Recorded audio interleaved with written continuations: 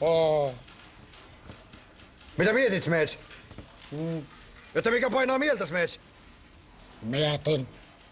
Mietin vaan. En saa päähäni.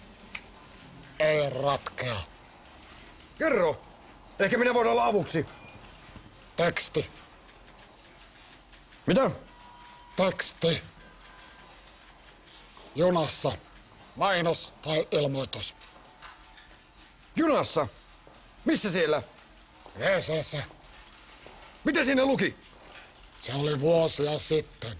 Tänään huomasin, että ilmoitusta ei enää ole WC:n seinässä.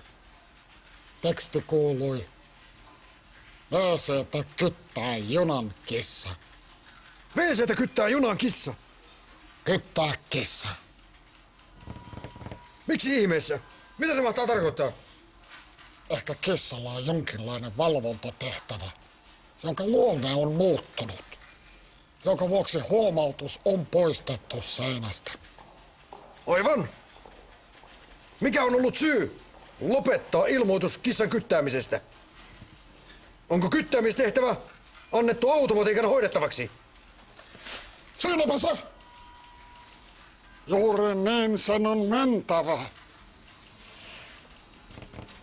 Juuri niin. Pitäisikö soittaa VR:lle ja tarkistaa? Se voisi auttaa. Nyt soittaisi kuitenkin yhdessä. Anna muuta luulet.